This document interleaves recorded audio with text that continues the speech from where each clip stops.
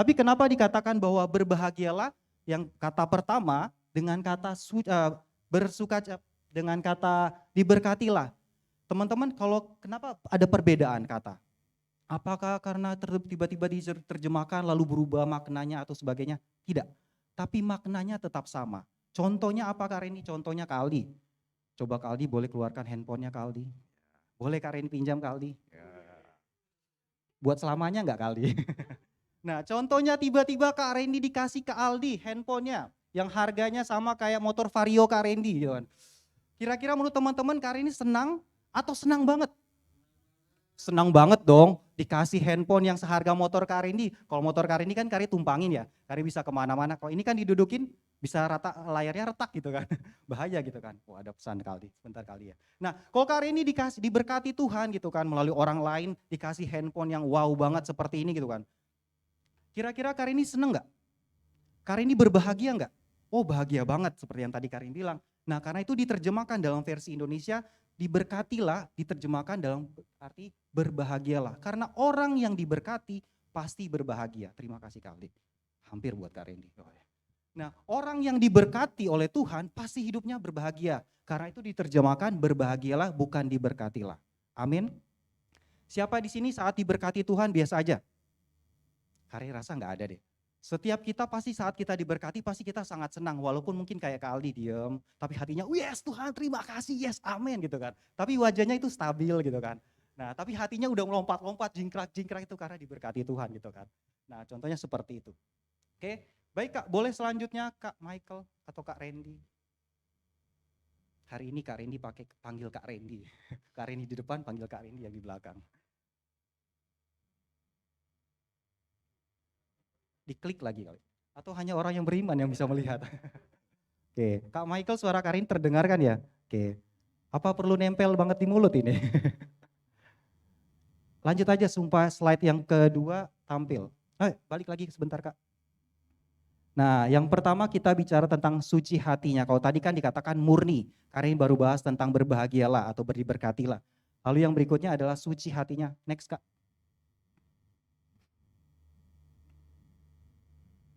Oke, nah teman-teman boleh Kak Michael atau Kak Randy? Kak Randy pakai I. Bisa Kak? Oke, terus aja Kak sampai semua slide ini muncul. Nah, kecepatan, balik lagi Kak. Nanti saranghe deh, bahaya.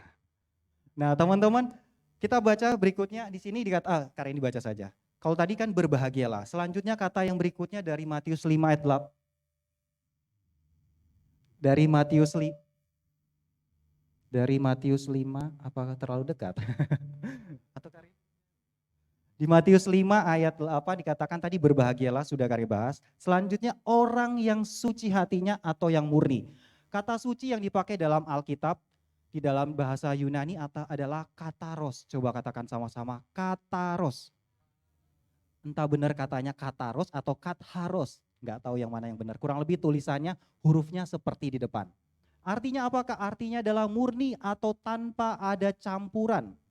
Murni atau tanpa ada campuran atau tanpa kotoran. Contohnya seperti apa Kak Randy? Kata-kata ros ini juga bisa didefinisikan untuk digunakan pada kalimat seperti ini. Mencuci baju sampai bersih. Tidak mencuci baju tapi masih ada baunya. Kak Randy pernah cuci baju masukin ke mesin gitu kan, putar cuma 6 menit selesai tinggal gitu kan. Beberapa kali dibilas setelah itu dijemur. Setelah kering Mama Kari angkat. Randy, kenapa Umi? Kak Randy panggilnya Umi karena dia ya itulah Islam. Nah dia kenapa Umi? Bajunya masih bau, cuci lagi. Hah, cuci lagi? Oh ternyata karena belum bersih. Tapi ternyata maksudnya kataros itu dicuci sampai bersih. Udah gak ada baunya, gak ada kotorannya, benar-benar bersih. Nah selanjutnya kata yang cocok digunakan juga untuk kataros dalam bahasa Yunani ini juga disebut sebagai air susu yang tanpa campuran air. Teman-teman pernah minum susu murni?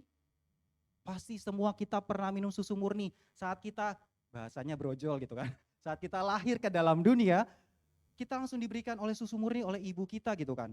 Nah itu susu murni, tanpa ada campuran sama sekali. Kalau mungkin teman-teman lihat di minimarket atau di warung-warung itu banyak susu-susu dalam kemasan, itu sudah banyak campurannya. Banyak campurannya, entah ditambahin air lagi biar lebih berat, entah ditambahin coklat, ditambahin stroberi, dan banyak lagi campuran jenis-jenisnya lain. Dan itu tidak bisa dipakai kata kataros. Jadi kata kataros adalah kata yang murni. Atau contoh satu lagi Kak, besi, besi yang murni. Teman-teman bagaimana sih kita bisa mengetahui besi itu murni atau atau dengan campuran? Teman-teman kalau seandainya di luar ruangan teman-teman lihat ada besi karatan. Nah itu menandakan besi itu masih murni, masih pure kandungannya besi. Tapi kalau teman-teman menemukan besi, contohnya seperti di handphone biasa di bagian pinggir ini ada besinya, itu dari besi baja, itu nggak bisa karat. Karena udah ada campuran bahan lain seperti ada nikel di dalamnya dan sebagainya. Nah, jadi kata-kata ros ini digunakan untuk menyatakan sesuatu yang murni, sesuatu yang suci tanpa ada campuran di dalamnya. Nah, Tuhan juga mau setiap hati kita sama seperti ini. Tapi bagaimana kita bisa mengetahui hati kita suci? Yaitu dengan cara kita mengetahui dulu macam-macam kotoran yang ada di hati kita. Teman-teman selama hidup teman-teman ikut Tuhan, contohnya gitu, teman-teman gak menyadari bahwa saya punya dosa, saya punya kesalahan ke mama saya pernah bentak-bentak papa saya pernah begini, begitu dan sebagainya gitu kan. Kita gak pernah menyadari, maka kita gak akan pernah tahu hati kita suci atau enggak. Cuma saya rasa saya suci sih, saya rasa, tapi bukan benar-benar suci gitu kan. Atau kudus bahasa lainnya juga. Nah, ada banyak macam kotoran yang kalian sudah ambil beberapa contoh di sini. Yang pertama bicara kemunafikan atau pura-pura. Kayaknya saya pura-pura dukung Kak Willy. Oh yuk Kak Willy, segini-gini, pokoknya saya dukung Kak Willy deh. Tapi sebenarnya Kak Reni enggak, pura-pura aja. Nah itu hati-hati dengan munafik. Itu ada contohnya di ayatnya juga di Matius 5 ayat 8, Matius 23, 25 sampai 28. Dan berikutnya, motivasi-motivasi yang salah. Nah hati-hati teman-teman, siapa di sini yang suka mungkin nggak usah angkat tangan. Horoskop, atau primbon, atau apa, zodiak, atau mungkin dengar-dengar motivator-motivator yang hebat gitu. Karya pernah salah satu, nah Feng Shui juga, pokoknya sejenis itulah. Mereka sekeluarga lah ya, cuma beda nama aja. Karya pernah mengikuti salah satu yang diselenggarakan oleh salah satu bank BNI lah, langsung garis sebut BNI. Kami kurang lebih 3 hari 2 malam di puncak dari BNI menyelenggarakan hal itu. Salah satu ada seorang motivator yang luar biasa. Dia pokoknya luar biasanya bukan karena isinya yang dia sampaikan, tapi satu kalimat yang keluar dari mulutnya bicara gini, saya itu per jam dibayar 75 juta. Karim bingung, per jam 75 juta, gue kerja seharian gak segitu kayak 75 juta gitu. Kalau dia sehari 2 jam gitu kan udah 150 juta. Kalau 30 hari dalam 1 bulan udah berapa miliar yang dia dapat gitu kan. Karim dalam hati gini, Tuhan luar biasa gitu kan. Tapi dari semua yang dia sampaikan, Mr. S ini, Karim gak sebut namanya, banyak hal yang kalian lihat ini kayak contekan dari Alkitab itu. Jadi kebenaran dari firman Tuhan ditarik ke universal, kesannya bagus, tapi sebenarnya ujungnya enggak. Karena kenapa dia tarik, dia memindahkan tempat dari kebenaran kepada bukan kebenaran. Dan itu bahaya teman-teman. Kalau kita sering mendengar tentang manusia, nasihat-nasihat yang enggak sesuai firman Tuhan, hati-hati teman-teman. Itu bisa jadi bahaya, kotoran dalam diri kita. Akhirnya kita menyatakan bahwa apa yang dikatakan orang itu, primbon itu, atau feng shui itu, atau apapun itu, zodiak itu, bahwa itu benar. Padahal itu enggak sesuai dengan firman Tuhan. Hati-hati. Nah selanjutnya juga dikatakan dalam dosa-dosa lain seperti cinta akan uang. Di sini siapa yang cinta uang? Boleh angkat kakinya. Gak canda. Oh Kak Willy cinta uang. Enggak Kak, saya enggak cinta uang Kak, saya cuma cinta si dia Kak. Yoi, cinta si dia. Tapi si dianya bukan huruf kecil Kak, huruf besar, maksudnya Tuhan gitu. Dianya Tuhan gitu kan. Wah luar biasa kalau teman-teman cinta Tuhan gitu kan. Tiap hari baca firman, lalu firman itu direnungkan, lalu dilakukan, hidup di dalam firman setiap hari, itu good. Lalu selanjutnya, cinta akan uang.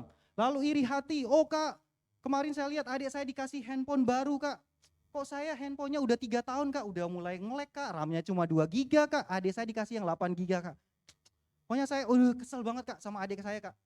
Karena mama saya lebih pilih kasih ke adik saya atau ke abang saya. Ada kan salah satu, ada beberapa suku di Indonesia, contohnya kayak di Kareni di Manado. Laki-laki lebih diutamakan karena dia penerus marga. Di Manado gitu, jadi anak laki-laki itu adalah kayak, wah raja, sedangkan anak-anak perempuan tuh nggak dianggap. Nangkep maksudnya ya, tapi bukan sedang mendiskriminasi perempuan.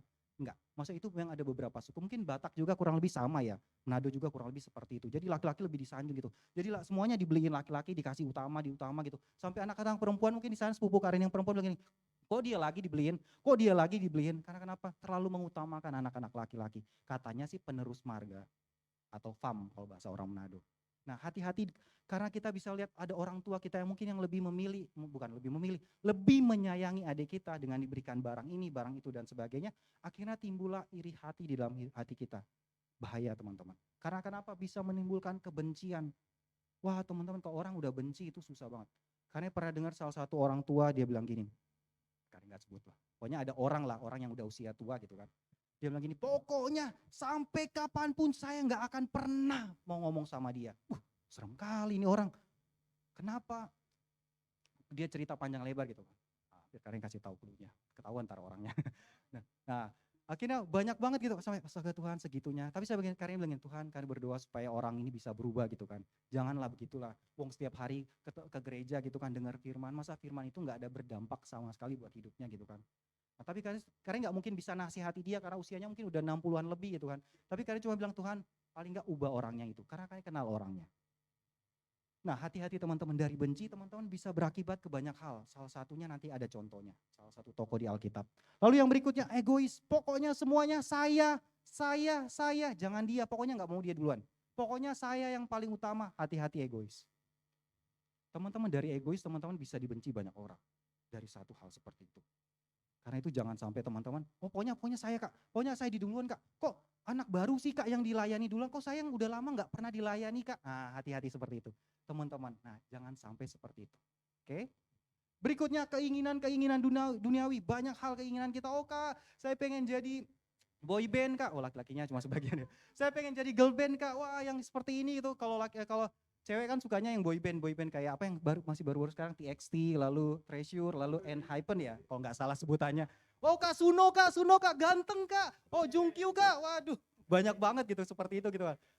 Sampai kita wah mengingini mereka gitu kan. Oh kak saya pengen dia gitu kak.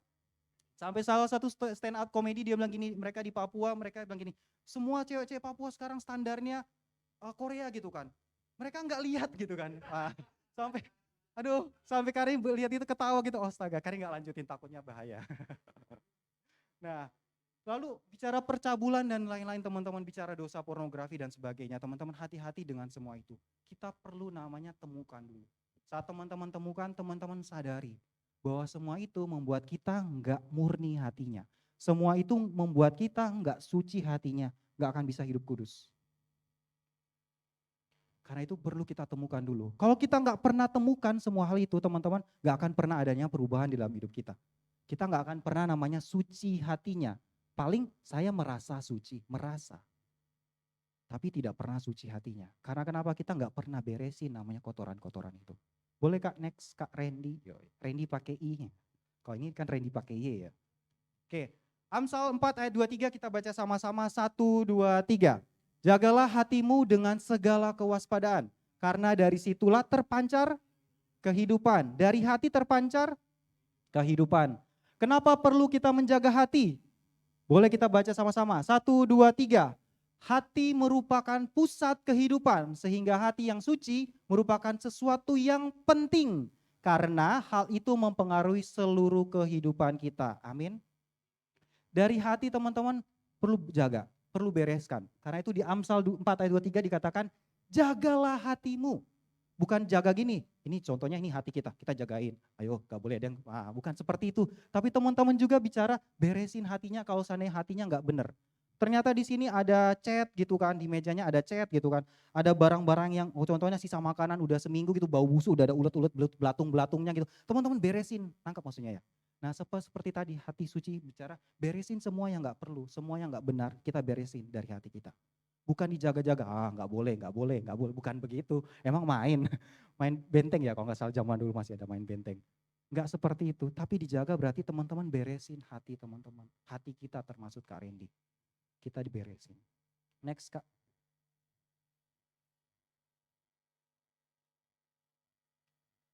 Oke, yang kedua, nah kita mau belajar dari tokoh ini, tokoh yang luar biasa, yaitu Daud. Dia memiliki hati yang suci. Next Kak.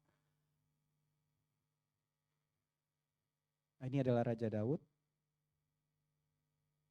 Oh, tadi ada bahasa Mandarinnya kayaknya, karena belum hapus. Nanti kalau teman-teman pengen tahu artinya bisa tanya ke Kak Aldi atau ke Kak Jimmy atau ke Kak Willy, enggak canda. Nah teman-teman, Daud menjaga sikap hatinya untuk tetap bersih terhadap orang yang membencinya.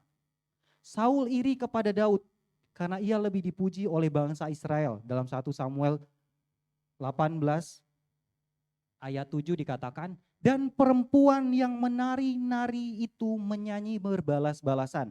Katanya, Saul mengalahkan beribu-ribu musuh, tetapi Daud berlaksa-laksa. Tahu laksa itu apa?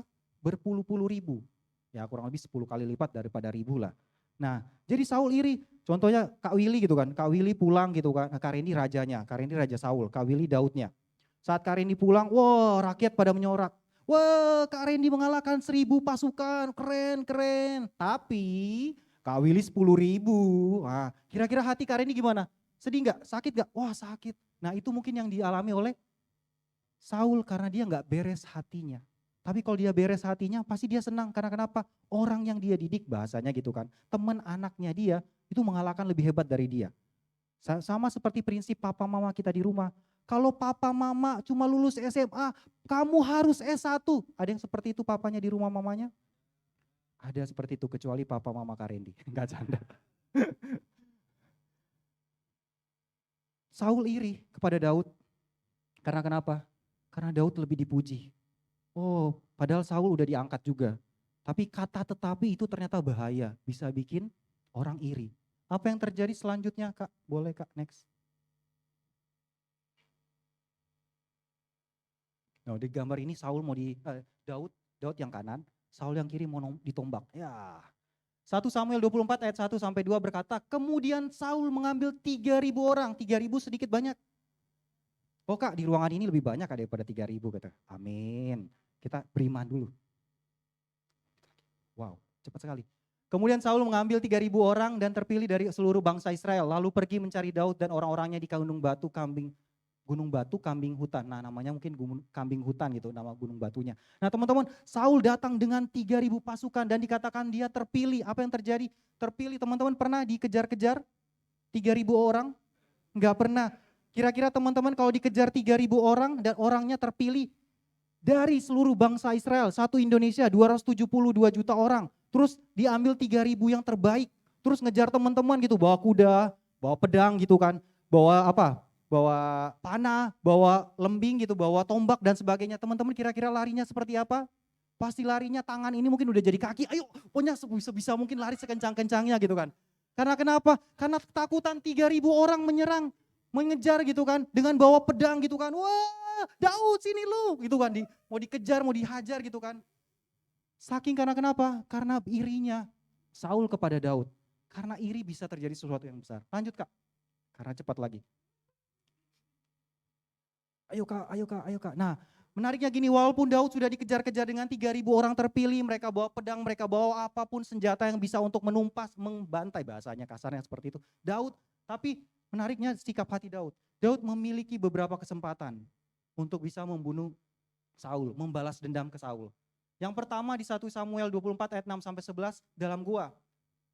Saul mungkin lagi gitu lagi ngeden gitu kan di dalam gua gitu kan. Daud bisa aja langsung tebas aja kepalanya supaya ngeden selamanya gitu kan.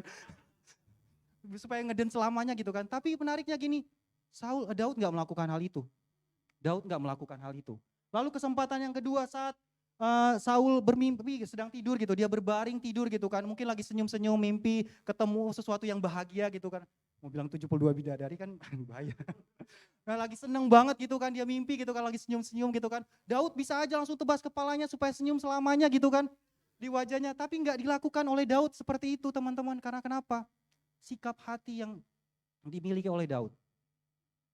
Lalu berkatalah orang-orang, bahkan orang-orang yang mengikuti Daud berkata, lalu berkatalah orang-orang kepada Daud, telah tiba hari yang dikatakan Tuhan kepadamu, sesungguhnya aku menyerahkan musuhmu ke dalam tanganmu, maka perbuatlah kepadanya apa yang kau pandang baik. Maka Daud bangun lalu memotong punca jubah Saul dengan diam-diam.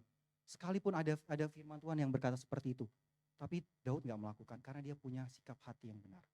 Karena kenapa? Boleh Kak next lagi Kak? Kak saya minta tambahan waktu Kak, karena gak akan kekejar. Extra time Kak. Oke.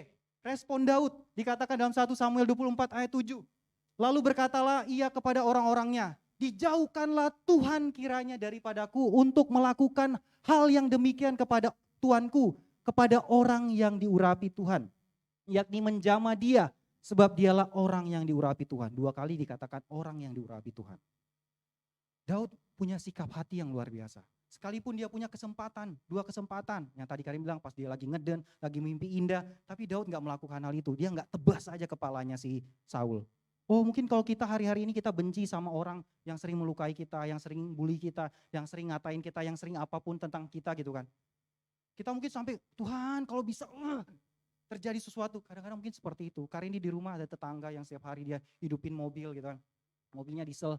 Dan itu karena rumah Karin di pojok, mentok tembok di kiri kanan depan. Jadi semua asap itu masuk ke dalam rumah. Karena udah tutup pintu kan udah. Tapi asapnya tetap masuk, bikin perih mata sampai udah nangis tanpa sebab gitu kan.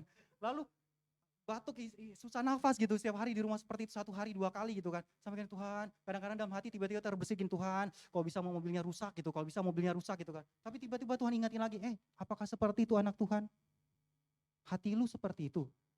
Oh iya Tuhan Yesus, kan hati saya enggak seperti itu. Jadi saya cuma berdoa Tuhan ya mungkin karena orangnya juga kerjakan dipakai mobilnya untuk kerja ya udah biarlah Tuhan Yesus. Ya Tuhan berkatilah orangnya gitu. Tapi Tuhan setiap hari asap. Diesel itu bukan asap kayak bensin biasa, diesel itu aduh Tuhan. Kayak ngalamin nangis tanpa sebab yang Karim bilang tadi. Tapi yang menariknya teman-teman respon Daud, dia memiliki respon yang luar biasa. Dan patut kita jempol untuk Daud. Karena kenapa? Dan kita belajar dari dia. Saat dia disakiti orang lain tanda kutip, saat dia mau dibunuh 3.000 pasukan ngejar bawa pedang gitu kan, bawa tombak dan sebagainya. Harusnya dia takutnya luar biasa. Dan dia harusnya bisa balas lebih hebat lagi. Tapi dia gak pakai semua itu. Dia gak pakai kesempatannya dia. Karena kenapa? Hatinya benar. Next Kak. Oke. Terakhir teman-teman. Berbahagialah orang yang suci hatinya karena mereka akan melihat Allah. Kita belajar dari Daud hari ini teman-teman. Bagaimana memiliki sikap hati yang benar.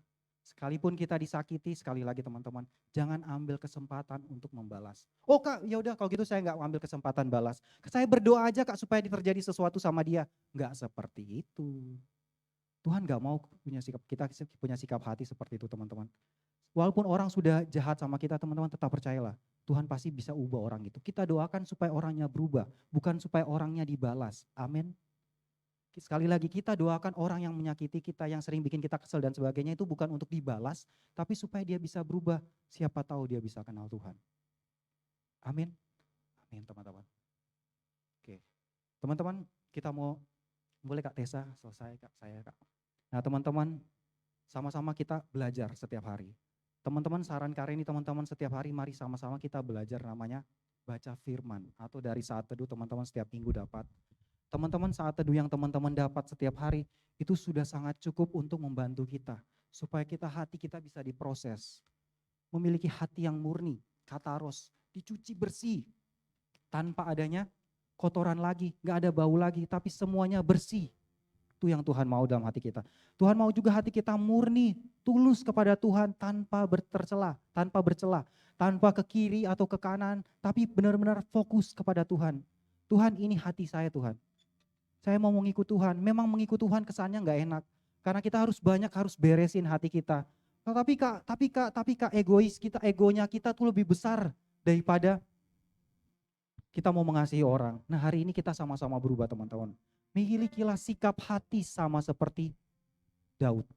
Sekalipun dia punya kesempatan, tapi dia tidak mengambil kesempatan itu untuk membalas. Karena dia tahu Tuhan orang itu orang yang diurapi. Tuhanlah yang berdaulat atas orang itu. Amin.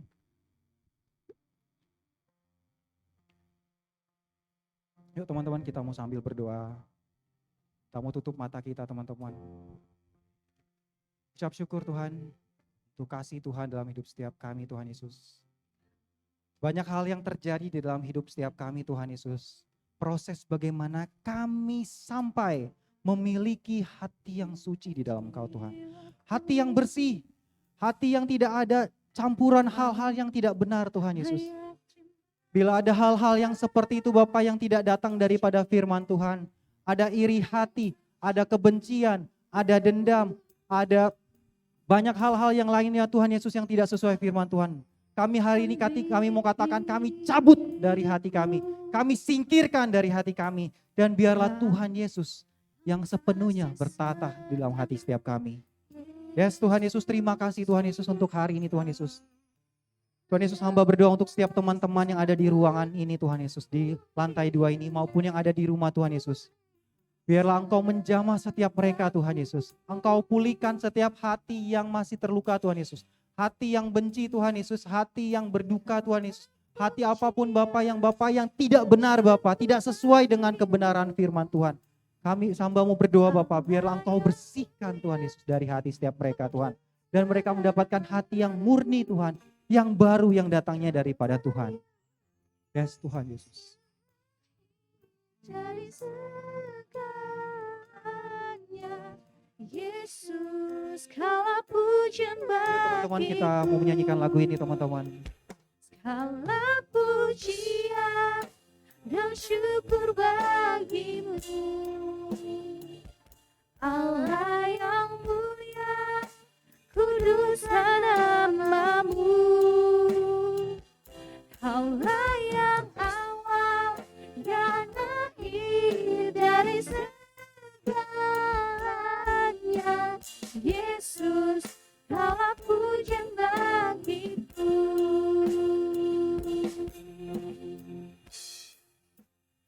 Teman-teman, sekali lagi Karya mau berdoa untuk setiap kita. Boleh teman-teman taruh tanganmu di dada teman-teman. Karya nggak minta untuk teman-teman bangkit berdiri atau maju, enggak. Cuma taruh tangan di dada teman-teman. Karya mau berdoa untuk setiap kita. Tuhan Yesus, hari ini hamba berdoa untuk kepada setiap teman-teman baik yang ada di ruangan ini maupun yang ada di rumah Tuhan Yesus. Setiap tangan-tangan yang terangkat Engkau lihat Tuhan Yesus. Setiap ada hati-hati yang belum murni Tuhan Yesus. Hati yang belum suci Tuhan Yesus. Hati yang masih ada kotoran-kotoran yang perlu dibereskan Tuhan Yesus. Hari ini Tuhan Yesus kami mau katakan Bapak, kami singkirkan semuanya di dalam nama Tuhan Yesus. Teman-teman juga Tuhan, teman-teman saat nanti teman-teman komsel. Teman-teman juga bisa ceritakan ke PKS teman-teman. Ada hal-hal yang masih mungkin nyangkut, masih yang belum beres di dalam hati teman-teman. Agar itu segera dibereskan. Agar teman-teman bisa didoakan. Agar teman-teman bisa dipulihkan, dilepaskan dari dosa tersebut. Ya Tuhan Yesus, terima kasih Tuhan. Hamba sudah selesai. Tapi hamba yakin dan percaya Engkau tidak pernah selesai dengan hidup setiap kami. Di dalam nama Tuhan Yesus, hamba serahkan setiap anak-anak ke dalam tangan kasih. Amin. Silakan.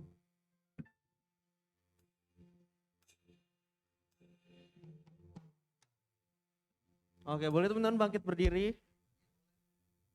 Kita mau duduk lagi, nggak bercanda. Mari angkat jempolnya, angkat tangannya. Mau ngapain? Ya, kita mau kasih thanks dulu buat Kak Randy atas firman yang udah dibagiin hari ini. 3, 2, 1. Zah. Thank you Kak Randy, God bless you. Jangan duduk dulu, kita mau saya thanks juga buat teman-teman kita yang melayani hari ini yang ada di belakang, ada yang di depan juga. 3, 2, 1. Thank you teman-teman, God bless you. Oke, silakan duduk. Luar biasa sekali hari ini. Luar biasa ya. Oke, karena Kak Billy minta, oke.